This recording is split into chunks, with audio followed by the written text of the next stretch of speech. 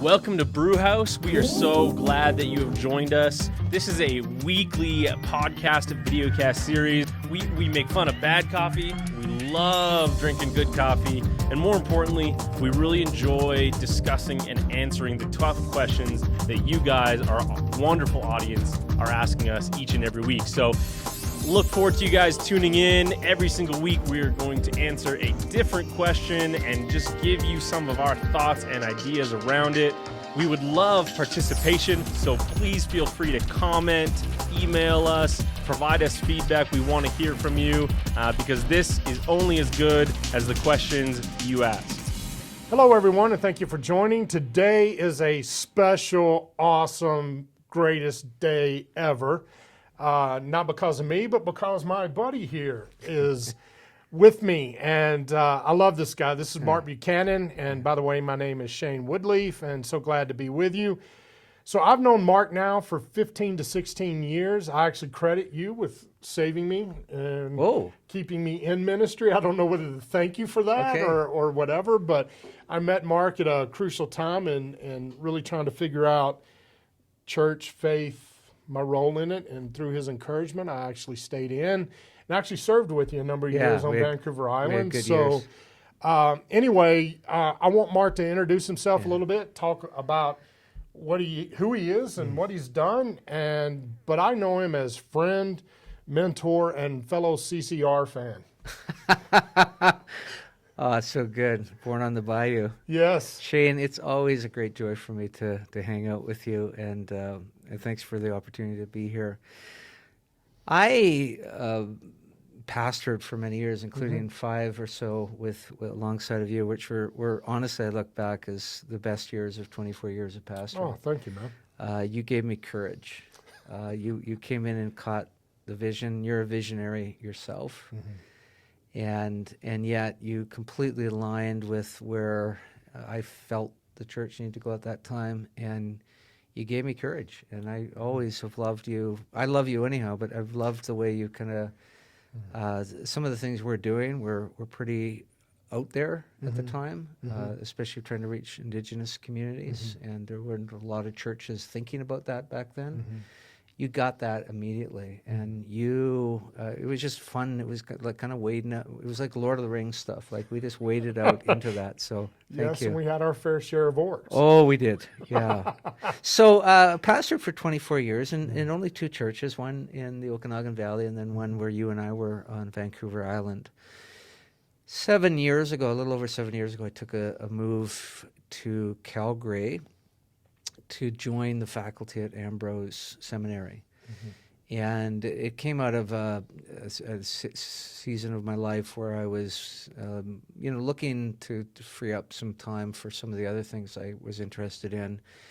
And it's been great. I teach in pastoral theology, very much love that opportunity to kind of shape the next generation of Christian leaders, not all of them going into pastoral ministry, but all of them wanting enough theology that they can serve in whatever vocation they're working in and do it with a sort of theologically informed way. So I love being part of that community and part of that influence. I also write, and so that's actually how you and I originally met. Right. You'd read something I'd written. Your God is too safe. Right, and tracked me down. Rocked me. Right, Rocked tracked me down. This is many years ago.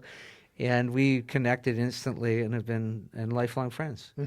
So I've now got 10 published books, and I think we'll talk a little bit about one of the more recent ones today. But I actually identify my call to writing before my actual coming to faith. I was I actually 12. asked you about that one time.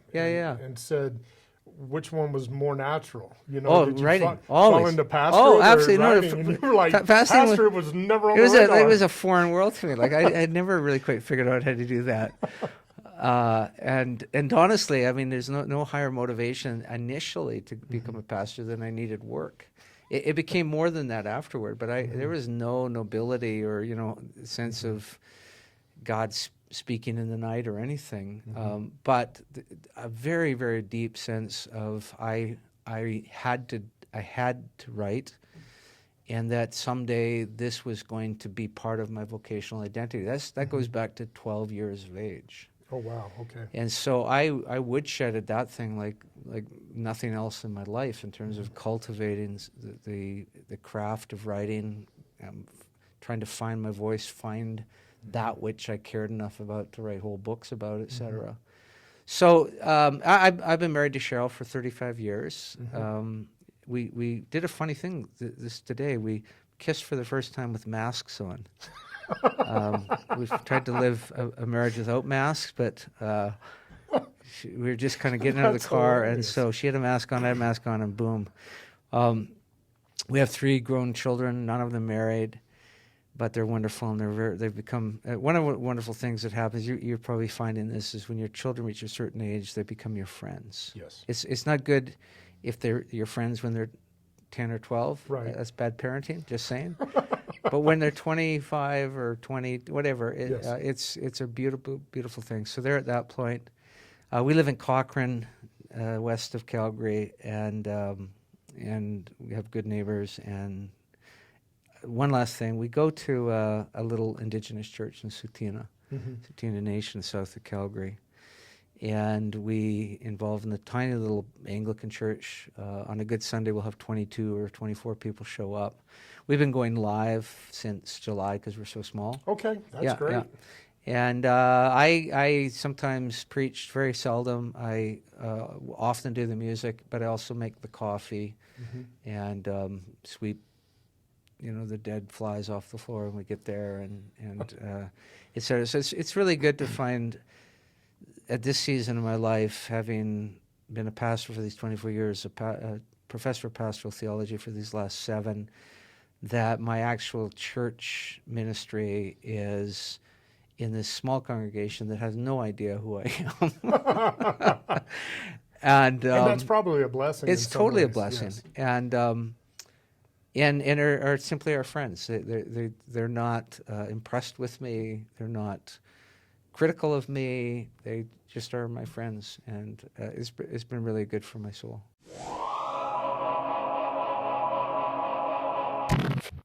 All right, so speaking of books, Mark, you actually have a new book out, and it's called God Walk, and I just want to encourage everyone to get the book.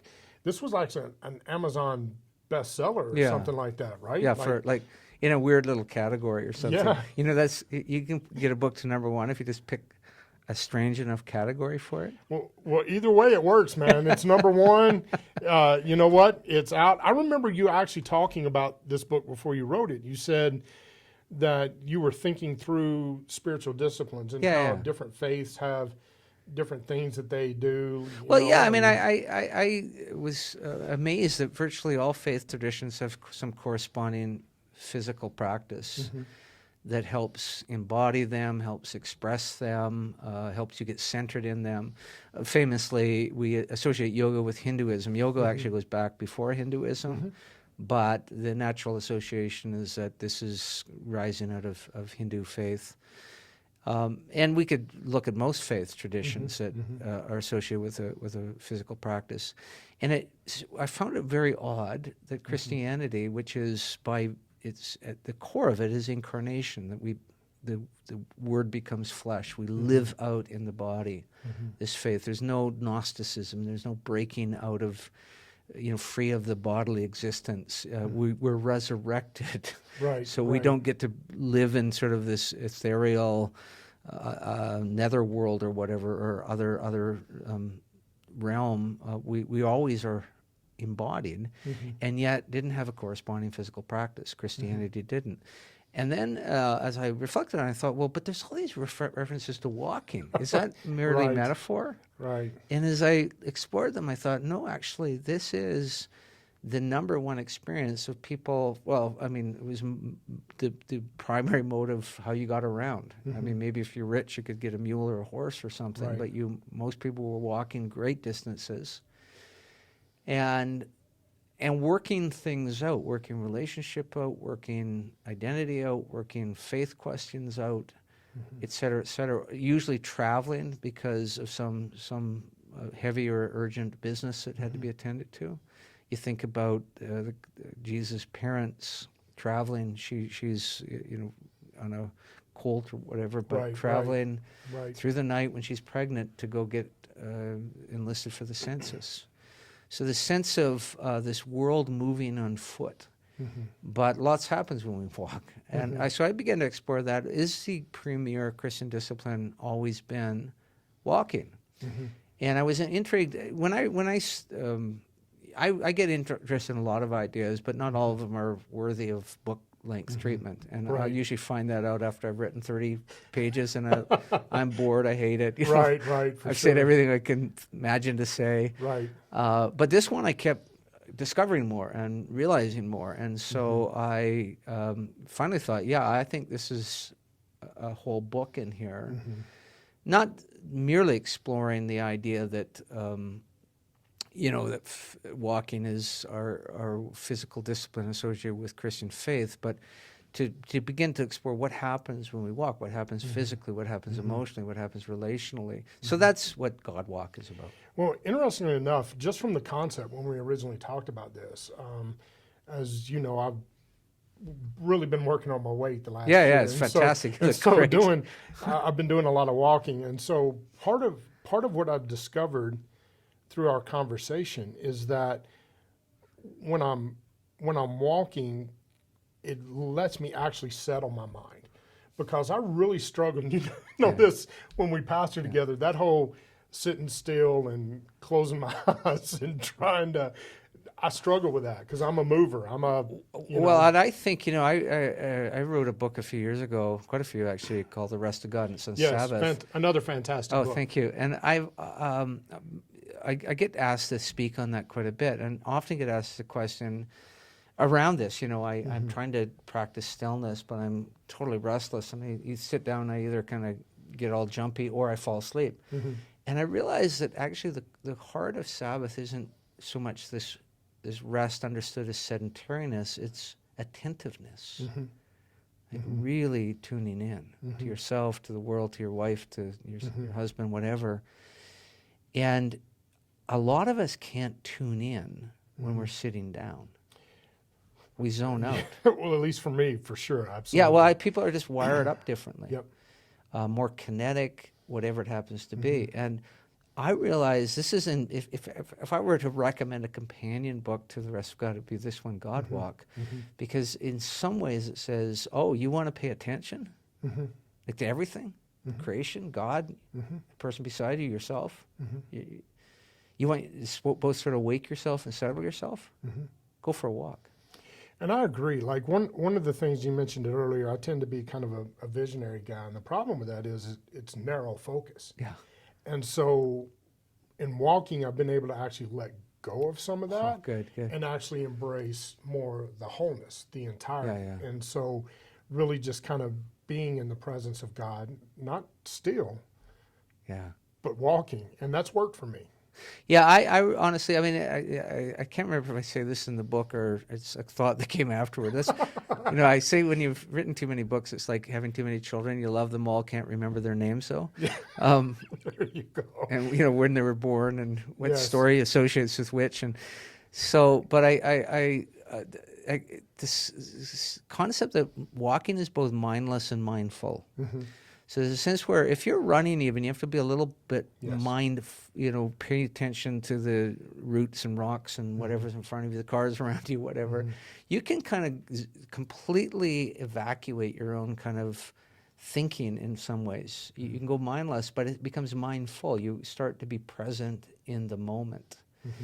And because of that, I do think it's extraordinary discipline. I don't even want to call it discipline. This is activity that allows us both to sort of focus in, but also open up to wider, just what's going on around us. And in ways, part of writing the book I discovered is even to walk in an outdoor place, and especially if there's trees around, that there's things going on in the scent of trees itself that have healing properties as we breathe them in. So That's our native friends were right all along. On a lot of things. On a lot of things. Right?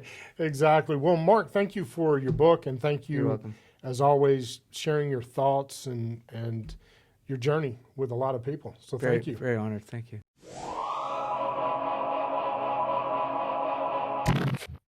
So, Mark, you're here today to talk about faith and good questions and all of those things. And one of the things that I remember, and I probably sometimes am guilty of maybe taking things too seriously sometimes, but I always took what you said seriously. And I remember one time we were on this, I can't remember the name of the place, but it was this beautiful home on the very edge of Vancouver Island. And it had this infinity pool, almost 360, beautiful ocean. It was a staff retreat. Yeah. And I remember I called you brilliant. And you said, no, don't call me that. I'm actually just a good thinker. And I actually took out of that, man, I need to think more. I need to ask better questions. I need to delve beyond and push my limits, the whole 9 yards. So again, thank you for that as well. You're welcome. See, I take all these little things seriously. So anyway, so I know you're a guy that asks deep questions and you're trying to think through things. And I've really appreciated that about you. And right now we're living in a crazy time, and we've talked about some of that already, but everything from your sabbatical to now, life has just changed. And so I'm just curious, what kind of questions are you asking or things that you're trying to discover? Yeah, so good. At a personal level, I discovered in a fresh way, in an alarmingly fresh way, my lack of resiliency through this period. That the smallest thing disrupts me. And that I am addicted to convenience, getting it my way, getting nothing in my way. And suddenly the whole world came to a shuddering halt back in March.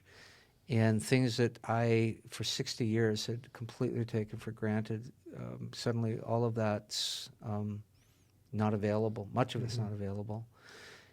And realizing that I actually had it really, I was on sabbatical when that hit, so I wasn't even working, didn't make the adjustment, but as a university professor, it was very easy. We live in the age of Zoom. We live in the age of all the technology that made it very easy with a little, adjustments to go online. And so my job was never jeopardized. So far, we haven't seen an enormous effect on the economy that may be coming. But I realized, oh my goodness, I have so much privilege, and I live in a nice neighborhood, and I wasn't up on the 12th floor in some 600 square foot thing where I had barely any outdoor space and all of that, and yet I still got miffed. Right, like I still felt ticked and put out, and I have to wear a mask. And what's that? And so there's a sense where I've been startled and hopefully humbled by my lack of resilience, my lack of fortitude. And so I've actually been having lots of conversations about God. God, would I survive the zombie apocalypse? Would I, if persecution's coming? If that's in my future or in the future of the church in North America in the next 10, 15 years, like real stuff, not the stuff we call, but sorry. Right. No, it's all good, man. I but give it the where real you're going. thing. Yep. Am I up for that? And so I think if nothing else, COVID has brought that level of sobriety and self-reflection for me. I've also, because now I'm not a pastor, but was for many years, and now I teach pastoral theology, thought a lot about what this means for the church and what it presents to the church. And obviously, alarming shifts that have had to happen all through society, but let's just talk about the church. I think you and I, back when we were working together, did an experiment with the board once. I sort of remember this little scenario that we cooked up. Let's imagine, for some reason, for the next 6 months, we can't meet together. Remember this? Yes, I do. And we can't get in the building burned down, or something happened, and we could not meet together. What would we do in that 6 months to maintain our identity as a people of God? I wish I'd remember what we came up with. It seemed to me it was a bunch of gobbledygook, because here we are. It was. Yes. Right? Here we are. Yeah. And it's gone on beyond the 6 month point, and who knows when it comes to conclusion and we get a vaccine or a cure or whatever, learn to live with it. And yet, it's real time now. Mm-hmm. It's not just a little scenario that we have at a staff retreat or something. And I think more than ever, the church has had and has an opportunity to think through what is the essential pieces of being a community of faith. What is the essential things in discipleship and worship?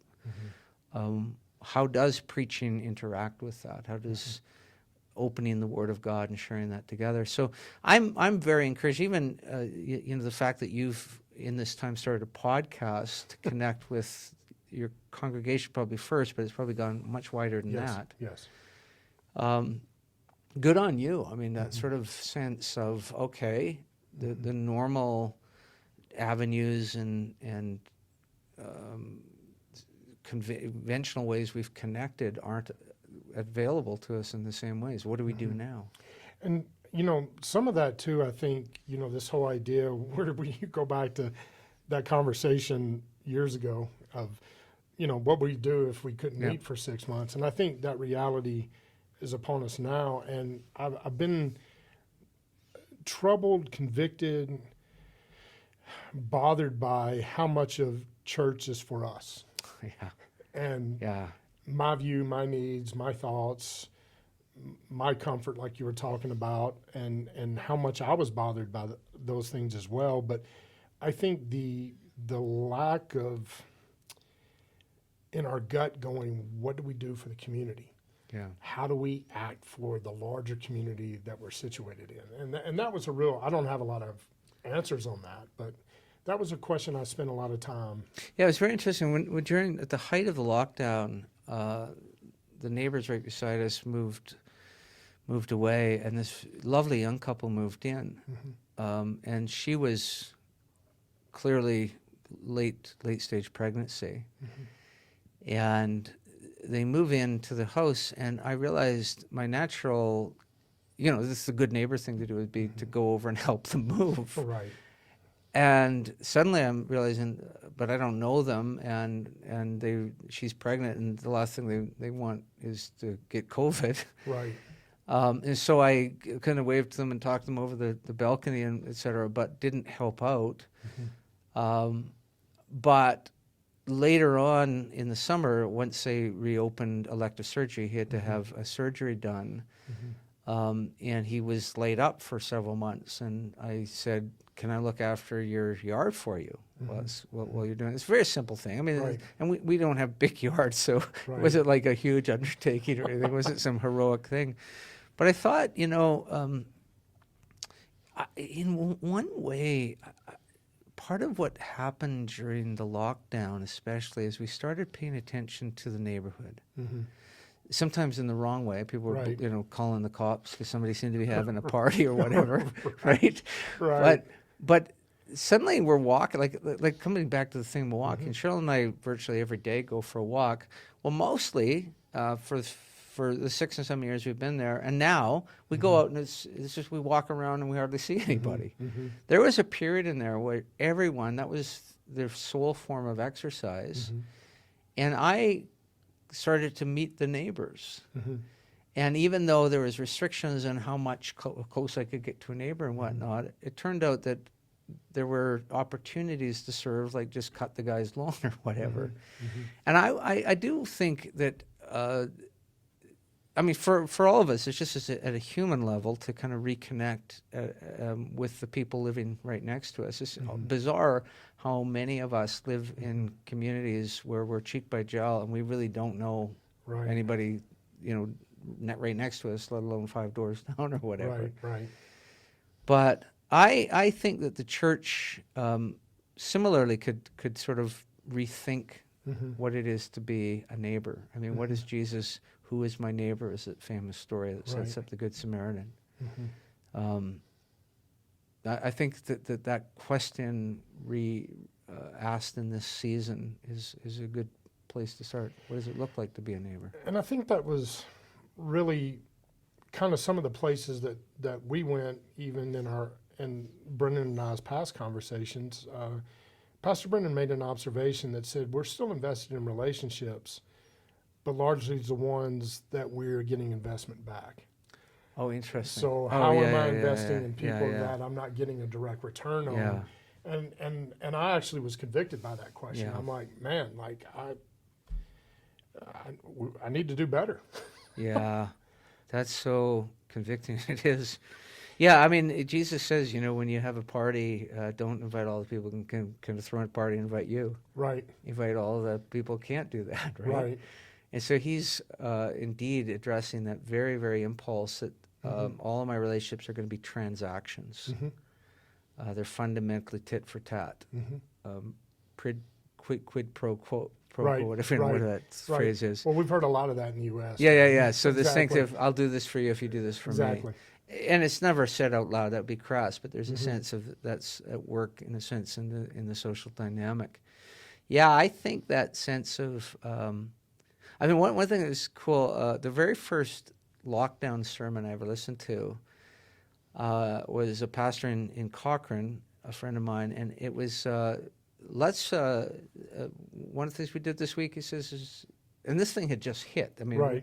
we took inventory of what we have in the church, toilet paper, Mm-hmm. things that we could give to the neighborhood. We don't need all this toilet. We had massive boxes of toilet paper. We can't open the church. We don't know how long. We don't need the Right. toilet paper. Right. So we Because that was going like crazy. we figured out who Yes. actually needed toilet paper. Mm-hmm. And then he put a challenge. He said, why don't you do inventory around your house? Like skills you have, stuff you've got in excess, and find a way, and it's easy now with the Facebook, to my own little joke, to Yes. who needs that. Mm-hmm. So I thought, heck darn, that's a good idea. Well, part of being a pastor for many years and a university professor is I'd be the first person thrown overboard in the famous lifeboat thing, because it turns Pastors out might be first. yeah, or well, it second. turns out There you don't have a go. lot of skills that are needed in a crisis, right? Right. But I thought, well, actually, I bet you a lot of people are thinking about writing that book that they've always thought about writing, Right. Right. because they're locked in their home. So I threw out anybody who would want an hour free of writing coaching. I'll do that for you. So right away, like boom, I put 10 on the auction block, all free, and within an hour they're all gone. And so now I'm carving out these hours, and it was fun. It was really good, but it was just a sense where, yeah, I think if we were to take a moment, reflect, what is that thing?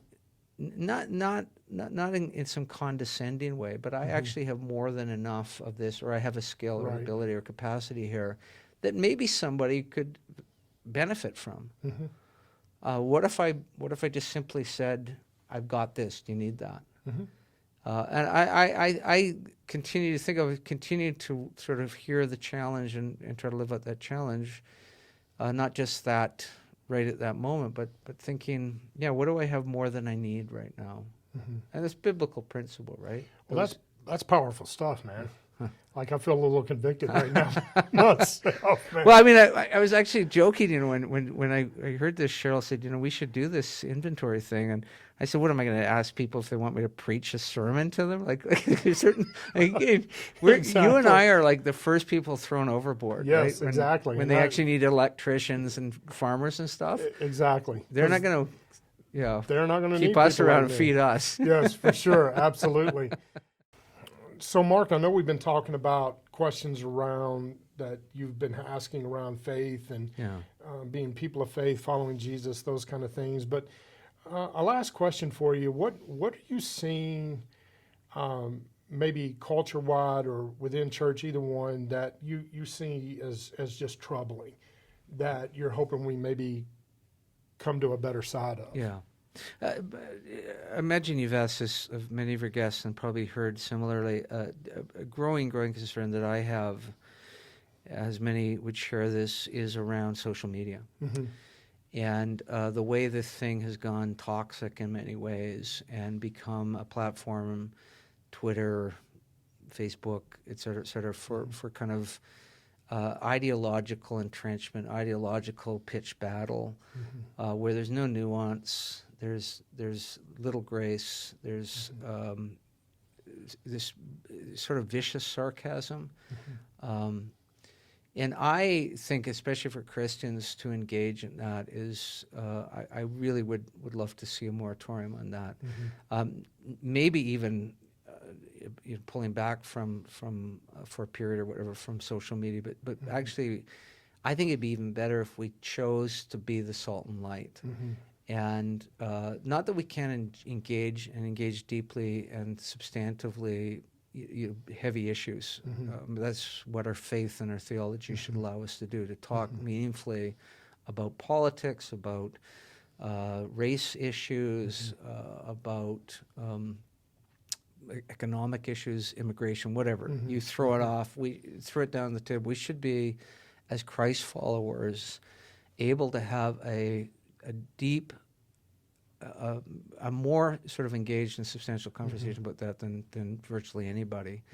But it should be marked by civility and grace and compassion. And when I see Christians bashing one another, and especially the sarcasm, this resort to sarcasm, I think that we ought to really take a pause and say, is this a sort of, I think about the stuff in James, how can fresh water and salt water come out of the same source? Right. How can that happen? Right. Or Paul, let no unwholesome word come out of your mouth, but only that which is useful for building others up, and all who hear it would be edified. Right. I think if we went back and revisited some of those passages and really marinated in them and said, if I'm going to engage in this, I'm going to do it with this abundant grace, and be myself a reflection of light, and if I'm going to call anybody, it's to this light without this accusatory tone and this bitter sarcasm and whatnot. So that would be and something about COVID, it seems to have exacerbated that. Partly, I guess, we're just kind of shoved to the wall or whatever, and can't have the in a face-to-face conversation, we're just generally more civil. We don't resort to that kind of accusation. Partly we can read a person better, but we're just more polite. Yep. And I think we've lost a lot of that in this age. Well, I think one of the things that you're talking about right now, and you're a wordsmith, so I know that you would understand what I'm maybe trying to say, is that I've come to a point in time where when I hear something, I almost need to go, well, what do you mean by that? Yeah. Because their usage of the word might be completely different than my use of the word. And if we don't somehow stop the the knee-jerk reaction and go, well, what do you mean by that? Yeah. Or that it just escalates too quickly. There's several terms that get thrown around a lot. And we could probably generate a whole batch of them in a hurry. That I think you're exactly right, that we're banding them about without clarity in our own head, even what I mean by it. But their words are this new term, weaponized, in a sense. We throw that out, and suddenly that sort of is meant to sort of completely torpedo the conversation or something. And that's part of the civility I'm pleading for, is to ask, not in as sort of scathing or sneering way, what do you mean? But actually say, I'm struggling to know what you mean. Could we just talk about what that word or phrase you meant, so I get clarity? Francis of Assisi famously say, that prayer, teach me, may I want to understand more than be understood. And this sort of that prayer I really want to grasp who you are, what you're saying. I want to, because it's important. I know it's important because you can feel how passionate you are about it. Right. But I want to understand. I don't want you to. The weird thing is, the more we get kind of shout at people, the less convincing we become.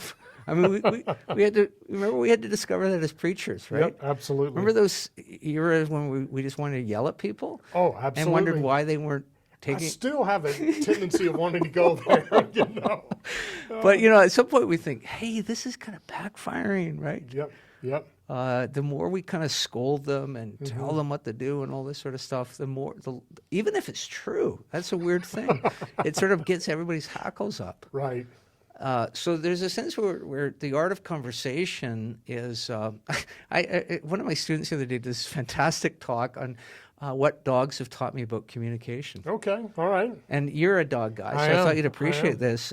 Clarity is the first thing. Just be clear. A dog doesn't deal with a whole bunch of Yes. adjectives. No, they don't. Stop, Yeah. sit, Yes. come. Yes, absolutely. And on and on it went. Timing was vital, she said.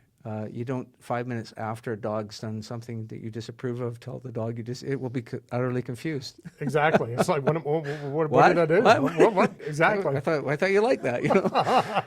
I said it was really a brilliant little talk, but I thought, oh my goodness, this does. And the whole point of her talk was this works section human communication too. And I wish I could sort of post it to TED Talks or something. We didn't video it, but it was really good.